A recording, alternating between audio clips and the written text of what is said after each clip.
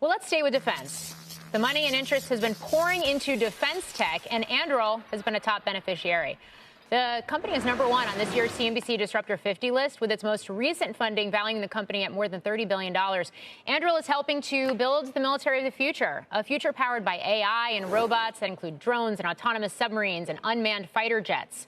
Joining us now is Anduril founder Palmer Luckey, along with our own queen of the Disruptor list, Julia Boorstin. Palmer, it's great to see you. It's great to be here. So let's start right there, because not only is there a focus on rebuilding the military and rethinking how we do that, but there is this focus on reindustrialization here in the U.S. So the fact that you just raised another $2.5 billion, how are you going to put that money to work? Well, we're putting it to work in a lot of different ways, but one of the biggest individual spends is putting $900 million of our money into a new factory in Ohio called Arsenal One. We're going to be hiring thousands of people there. It's about 5 million square feet of cutting-edge manufacturing space that we're going to be using to build autonomous fighter jets, missiles, torpedoes, a whole bunch of other really cool weapon systems. And in terms of reindustrialization writ large, even beyond Anduril, I think that America is coming to the realization that if we can't make the things that are critical for our national security, if we are dependent on foreign adversaries for critical minerals or critical electronics, then we're not actually independent of them at all. And I've been kind of riding this wave for a while. I was part of the problem for a while. You know, my previous job at Oculus VR, later acquired by Facebook, was building millions of virtual reality headsets in China, out of Chinese parts, for billions of dollars. And I'm glad that I get to be on the American side of the equation this time around. Yeah, and that's a key piece that I think is sometimes overlooked in the Anduril story, is the fact that you are also helping to stand up directly or indirectly this, I think as you call it, Super Friends supply chain as you build out your different product lines. Looking at the technology that you are investing in and developing, looking at some of these different weapon systems as well, where do you see the most growth? What are you most excited about? There's going to be growth across the board, but I'd say two categories. They're very different.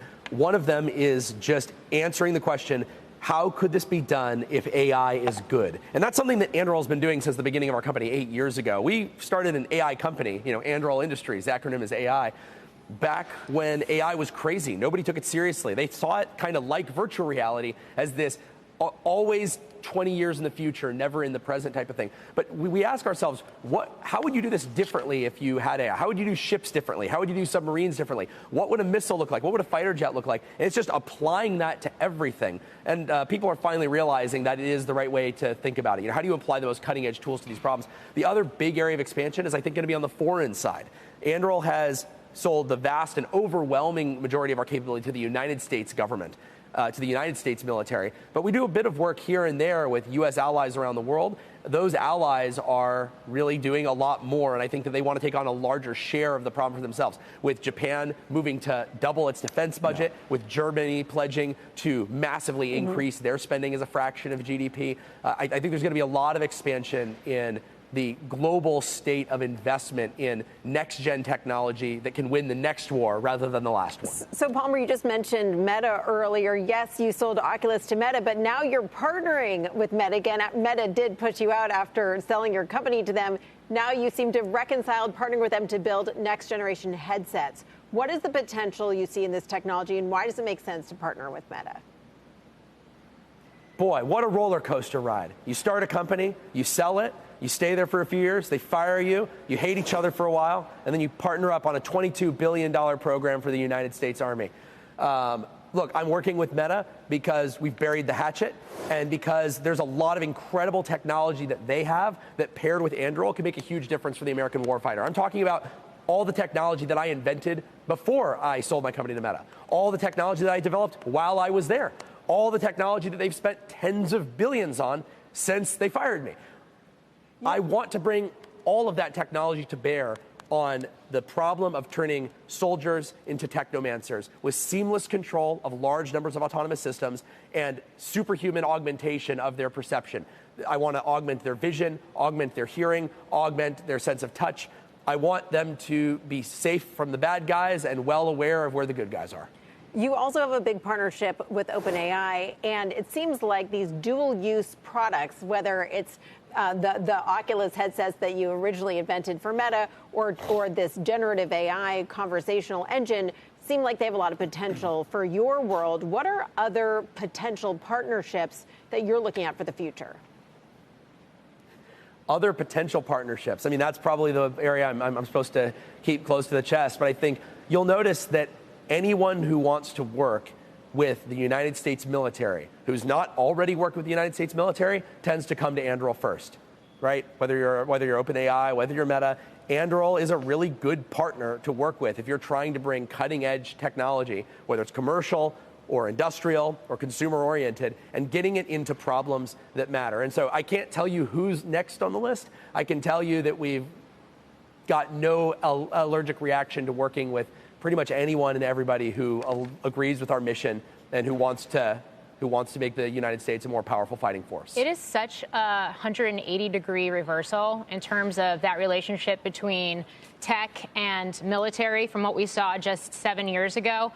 So I am curious what you think this President Trump-Elon Musk feud does to that growing intersection that we have seen between Silicon Valley and the tech community and Washington. Well, so, we're working from the beginning there. You're right. Things have changed a lot over the last 7 or 8 years. And I think it's because the world has changed in a way where nobody can deny that a strong military is part of strong deterrence, that having a strong military capability is the only way you can credibly backstop diplomatic measures and make diplomatic measures remotely effective in the first place. Before the war in Ukraine, a lot of people would say that what Anduril was doing was meaningless, irrelevant, that we lived at the end of history and that there would never be another large-scale war again. And sometimes I felt like maybe I was the crazy one, looking at what was happening with Iran, looking at what was happening with Russia, looking at what was happening with China. And I think everyone, even the people who thought I was crazy, have come around to my way of thinking. You got to remember, 7 years ago, Anduril was winning awards for the most controversial company in tech. We were near the top of Slate Magazine's most evil companies list. I won the Wired Magazine Award, worst man in Silicon Valley. How times change. In terms of this feud between Elon and Trump, look, I think that it is a tiny part of the big picture. I'm friends with Elon. I'm friends with Trump. I don't think it's actually going to have a particularly large impact on the future of U.S. national security. And I'll remind somebody of something. Do you remember when someone asked Donald Trump, "Hey, Mr. Trump, how do you think that Elon felt you standing up on stage with Sam Altman, the head of OpenAI? Don't you think that he feels really insulted by that?" And Trump said, "Oh no, well, I totally understand it. I get it. Look, he hates the guy, and certain people, I have a hatred of myself, and that's just the way that it is." And yeah. I think that there's an understanding that a feud between two people does not need to extend to every interrelationship with both of those people. I don't think Trump nor Elon are going to hate me because of their feud. Yeah. Quickly, Palmer. IPO, is it in the cards? Yes. I mean, we've talked about it a number of times, but to get a little more detail today, we are definitely going to be a publicly traded company. We are running this company to be the shape of a publicly traded company.